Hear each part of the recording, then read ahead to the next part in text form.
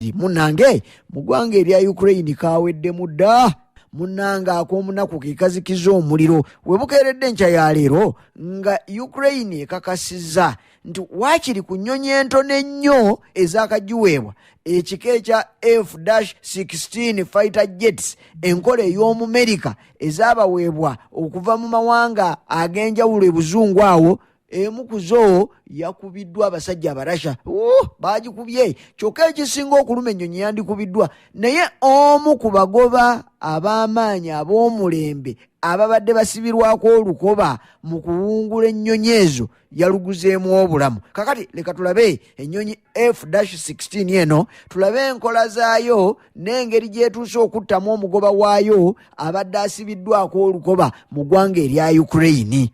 Omulunya mpuliriza leka twejjukanye olutalo wakati w'eggwanga lya Ukraine ne Russia terwatandika mu February wa 2022 nzijukira bulungi lulingo lwabadde w'eggulu naku z'omwezi zaali 24 omwezi ogwokubiri ogwo 2022 naye okutuusiza ddala mu August wa 2023 eggwanga erya America we lyatandikira okulowooza ku ky'okuyamba eggwanga lya Ukraine nga babawa ebyokulwanyisa ebinene ebyenkanaankana ng'ennyonyi zino eza F-16. F-16 nkola ya mu America era ng'ebadde etunuuliddwa nnyo ne bwebadde tennajja munda mu ggwanga erya Ukraine ng'ekimu ku ebyo ebigenda okukyusakyusa olutalo luno wakati wa Russia ne Ukraine ng'era balowooleza ddala nti singa Ukraine emala n'efuna ennyonyi eno F-16 gwe wamme ejja kuba ennaanya bubennaanya ng'olutto ow'ettulu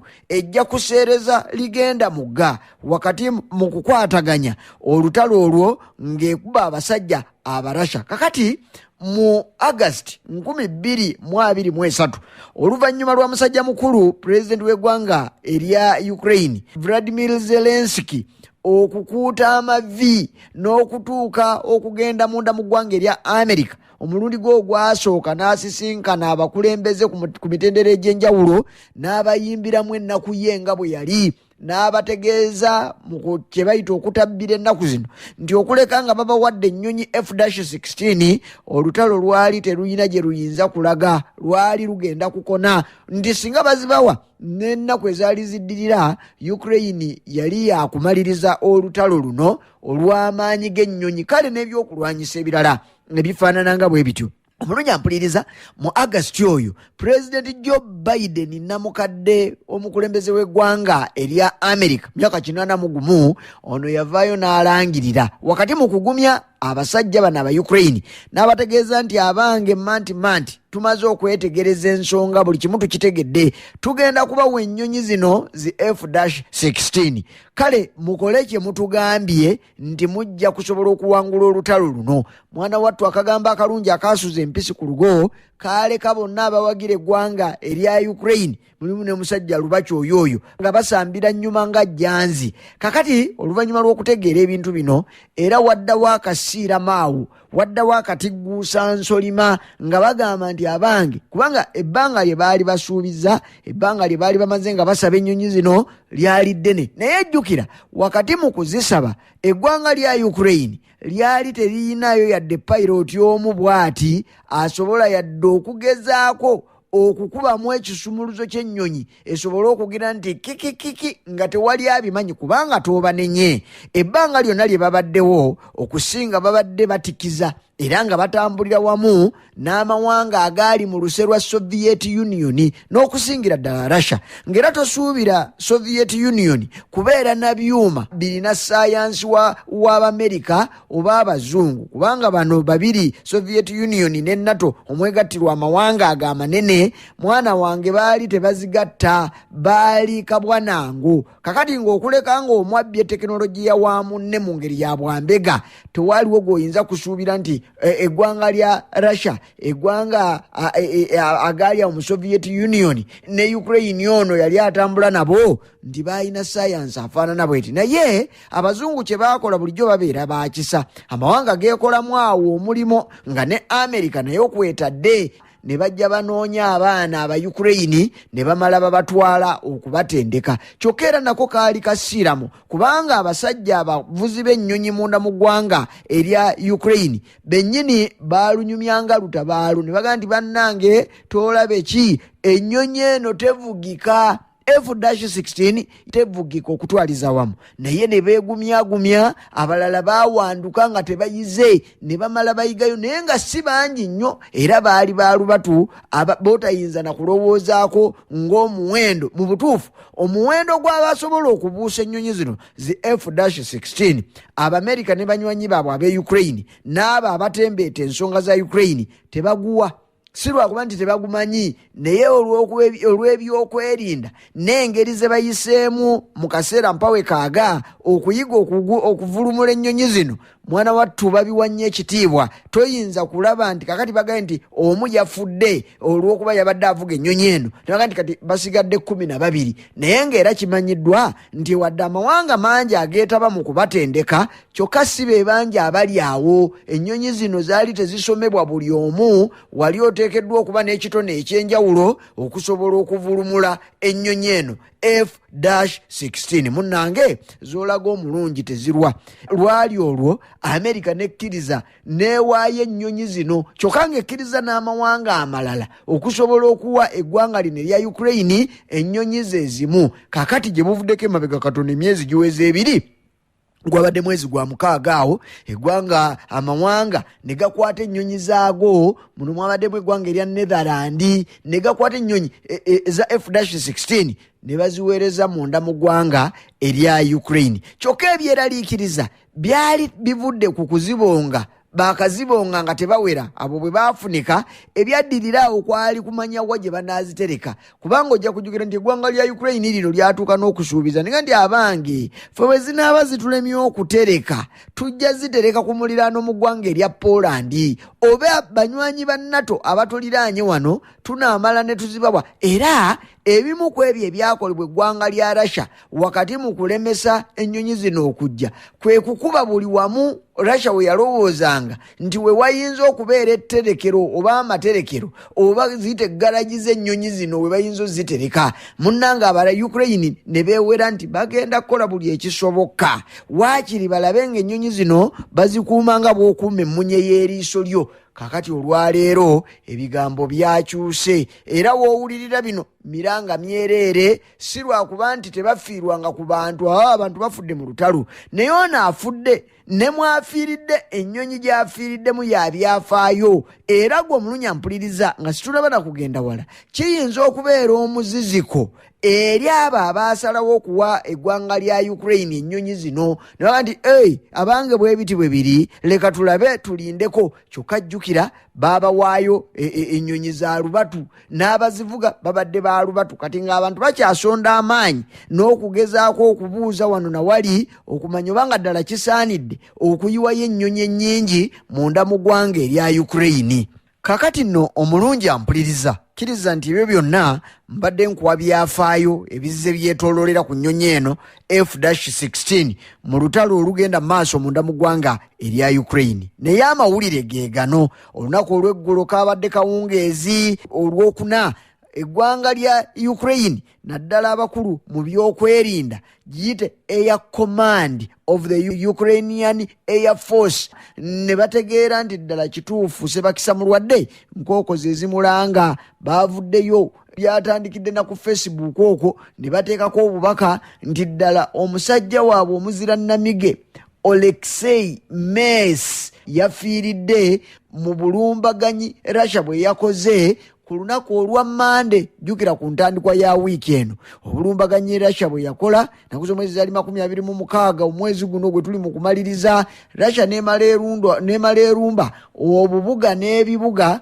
n'ebitundu ebyenjawulo okwetooloola ensi eno eya Ukraine. Kakati olumbaganyi muno mwe mwavudde akabaate akasse mwana mulenzi w'emyaka 31 ali ku ddala lya Lieutenant Colonel nga ye Oleksiy Mes abalala bamuyita Moonfish omanyi ssebo ne mu byamagye omwo mubaamu amannya agasuusuuta n'agabiitabiita agagezaako okuzzaamu amaanyi abantu abo baba bannannyinigo. kakati ono ye Moonfish, linnya Patrick, naye nga lya mulimo ogwo ogw'okuwungula ennyonyi. ne wano webali mu ntalo ezize zibaawo gwe tobawulire eyo ndigakugamba amannya nti omusirikale gundi namba gundi erinnya lye Patrick yali gundi. kakati ne Canon Alexei erinnya lye Patrick ery'omulimu ye Moonfish Mess, omusajja myaka 31 eyafiiridde mu bulumbaganyi Russia bwe yakoze ku lunaku olwa Monday nga wiikendi etandika. omanyi ne kino katukyogere, obulumbaganyi obwo bwabikiddwa okuba nti eggwanga lya Ukraine liri munda mu ggwanga erya Russia. jjukira olwaleero kale waliwo ebize bibaawo, Russia ina engeri gye bafunzizzaamu ng'ejje bataayiriza munda mu Kursk eyo gye baali beefunza kati weeks ziweze 3 tukunukkiriza mu mwezi. naye waakiri tegeera nti balina kye bakozeeyo. kakati olw'ebyo ebigenda mu maaso, obulumbaganyi bwa Russia bwe yakoze ne ku kibuga Kiev n'ebibuga ebirala eby'amaanyi munda mu ggwanga erya Ukraine tebwategeerekese nnyo, wadde nga Russia teyabugjeemu ebibala neegezaako okwongera okunyigiriza n'olwaleero bwe gukyali. naye waakiri obulumbaganyi buno bubadde tebubangawo naddala nga Russia yeeyambisa ebbanga eryo, gamba ennyonyi n'ebikompola eby'amaanyi ebiyitira mu bbanga. ku mulundi guno Ukraine yasigadde efeesa wadde nga byabikiddwa amawulire gali ag'aba Ukraine abali e Kursk, naye baakitegedde nti Russia yabadde y'amaanyi. basoose nno okwekuniza nga kano Oleski Moonfish tebaagala na kwogera nti yafudde, naye nga amawulire gajja ku Monday nti omusajja ono eyiye efumba yali evuunikiddwa. ne baseuka ne beekuniza okutuukira ddala akawungeezi kajjo lwe baategedde nga bwe nkugambye nti ne bwe weekweka ne bw'okola otya era amazima gamala ne gategeerekeka. kakati ne bavaayo ne bakyatula nti omusajja waabwe yafudde. kyokka wakati mu kwatula kino era baavuddeyo beenyumiriza nga baga nti newankubadde omusajja ono yabadde afudde mu ngeri efaanana bw'etyo nga yafiiridde ku mulimo nga balubu, naye waakiri waliwo eby'amaanyi bye yakoze, kubanga bannamagye munda mu ggwanga erya Ukraine bategeezeza nti ono okugenda okufa yabadde awungudde ennyonyi eno ey'ekika kya F-16. kyokka nga si kugiwungula buwunguzi, wabula yasobodde okukuba ebikompola by'eggwanga erya Russia ebiwerera nno ddala. waliwo buno obunyonyi obwevuga yabukubye obwo tebuli mu muwendo ogutabalika, n'asobola n'okukakkanya ezimu ku nnyonyi Russia eyabadde ezzeeraasenga ogwalumanzere bbeere n'emala ekkakkana amawaawa. kakati wadde nga yafudde naye waakiri basigadde beenyumiriza nti waliwo obulamu bw'abantu obuwererako ddala omusajja ono Moonfish bwe yawonyezza okufa, naye ye n'amala alugulamu obulamu. kyekyo nno ekimuyisa omuzira nti omusajja ono yakoze butasamuka butasamu oyo okulaba nti amaanyi ga Russia ge yabadde ereese ku lunaku olwa Monday waakiri ayina bwe yagalinnye ku nfeete. kyokka ng'ebyo biri bwe bityo, bino byonna yabikoze. naye oyo y'omu ngamba ono Moonfish oba Lieutenant Kano y'omu ku abo abaasookera ddala okufuluma. yasomera Denmark eyo gye yasomera okubonga ennyonyi eno, era gye buvuddeko emabega katono yalabibwako ng'aga nti si kujereegerera bujereegereza ennyonyi eri eya MiG-29 fighter jet bulijjo ze babadde bakozesa nkola ya mu Russia, gambira ddala nti nkola ya mu Soviet Union, naye yaga nti si kugijerega bujerezi. naye bw'onyumya F-16 toyinza kuzzaako mboozi ng'erimu MiG-29 bo gye babadde bamanyidde okuvuga. kakati bwe yayiga n'afulumizibwa ng'omu ku abo abagoba abalungi, era yakola nnyo nnyini kitalo okuteeka eggwanga lya America ku nninga, okubalaga nti basobolera ddala ngamba aba Ukraine abo nti basobola okubanga nabo ennyonyi zino ezettanirwa n'America ze yali etya okuwaayo nti bazisobola olw'obukugu bwe babadde bafunye. naye munnanga ag'omunda galaga nti ng'ogjeeko ono abasobola okubuusa ennyonyi zino si bangi wadde omuwendo tegumanyiddwa naye waliwo abaga nti bayinza n'okuba tebabulira ku mikono gya ngalo ebiri abalala baga nti bayinza n'okuba nga bali mukaaga bwe bati abasobola okubuusa ennyonyi mu ngeri omusajja ono Moonfish gy'abadde agibuusaamu. Nakubuulidde nti tekyali kya bulijjo mu ggwanga erya Ukraine okubanga ennyonyi eno bagiyinako ebyafaayo eby'okumanya butya bwebuuka n'okugibongera mu bbanga. Omanyi ne bw'owulira nti yafudde omu, ennyonyi ezimu ez'ekika kya F-16 ziri mu mbeera nga pilot abeeramu yekka, ezimu zituulamu ababiri naddala nga babadde bapracticinga. Omanyi ze bagezaako okutendekebwamu ate si ze bavuga, naye ziri kiba kifaananyi ekiraga eno ennyonyi gyeri, naye ziri olw'okuba nti zitendekebwa oluusi ziba zisobola okutuulamu abantu babiri. Naye eno ekika ekyamuse kye yabadde abonga mu bbanga awo amala kuba abalasha abaleke mu kkubiro, mwana wange tuulamu omuntu omwo. Era kyova olaba nti it was a one man is show, one man is army mwe yafiiridde. Omulungi ampuliriza n'okutuusa leero era wakyaliwo ebigambo ebiggalirwa nga tebyagala bitegerekeke olw'okuba nti babadde tebaagala kulanga nnyonyi ya Amerika eno F-16 nti ye yabadde mu mbeera eno. Ebigambo babyogera matobotobo ku njuyi zonna. Waliwo abaga nti ennyonyi eno okuviirako omusajja ono okufa nti bw'abadde busoberwa, teyakubiddwa bukubwa Barasha. Kati ekyo kye basinze okulemerako ab'e Ukraine. Baga nti teyakubiddwa Barasha wabula yabadde pilot error. Kati awo ate kiddamu ne kibakuba nti ekitegeeza nti abasajja bano abaayiga ennyonyi zino tebaayiga bulungi. Kati ate bwe bagira ne badduka waawo ne baga nti eraika Russia ye yagikubye. Kyokka waliwo n'abadde baga nti wadde kituufu yafudde bakkiriza naye teyafiiridde mu F-16, yafiiridde mu MiG-29. Kakati abo nabo bali awo. Waliwo n'abawakanira ddala nga nti teyafiiridde mu nnyonyi, yabadde ku ttaka kwe bamukubidde ekikompola kye nakkirira ekalannamu. Ebyo byonna bigenderera okuteekawo embeera nti F-16 bw'oyogera olwaleero nti yakubiddwa, abalwanyi obo bamalamu amaanyi. Si be bokka naye n'abaziwaayo olwaleero sikugenda nti bayinza okuba bali mukaaga abamanyi okuziwungula, naye waliwo ennyonyi nga 85 ezibadde zimaze okutegekebwa amawanga ag'enjawulo nga nazo zijja munda mu ggwanga erya Ukraine zijje zibabeere mu kaweefube gwe balimu ow'okufufuggaza eggwanga erya Russia. Naye kakati ezo nazo kigambibwa okusinziira ku babirengerera munda nti abagenda oziwaayo bayinza okwesikamu ne balowooza nti oba oli awo bwe gutyo bwe gulibeera mirembe n'emirembe. Amiina. Kakati ng'ogyeko okubeera nti Ukraine eri mu kukaabira ebintu bibiri, naye okusingira ddala egenda kukaabira nnyo omusajja waayo ono, kuba nkubuulidde nti y'omu ku baamatiza Abamerika nti basobola.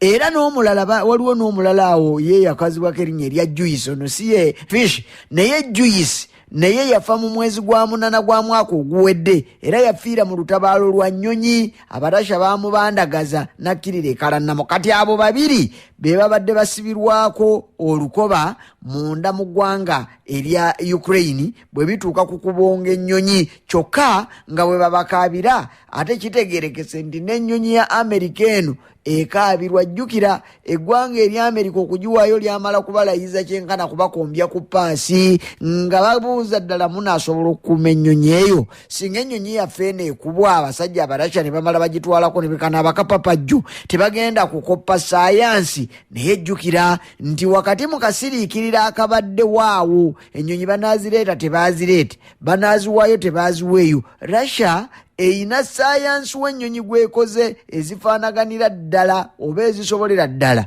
okulemesa eggwanga lino erya Ukraine wakati mu kwenyumiriza nga bwe lirina ennyonyi F-16. Kakati ne bw'owulira nga kisoboka okuba nga Russia ye yakubye ennyonyi eno wadde nga ne Kajibo nga yasoose kubonyaabonya ggwanga lya Russia mu kulemesa ebikompolo okutuuka, kubanga omulundi ogwo Russia yasindika ebikompolo ebisukka mu 100 ne drones, okuli ne drone eya kamikaze ekolebwa mu ggwanga erya Iran. Naye omusajja ono yagezaako okugiremesa. Era abamanyi ensonga baga nti ennyonyi eno yeyokka eyabadde mu bwengula bw'eggwanga erya Ukraine ng'eziyiza kale mu kika ekya F-16 n'ebirala ebigifaanana biyinza okuba byabaddewo, naye yeyokka eyabaddeyo. Laba mwana wattu bwe byagiremeredde.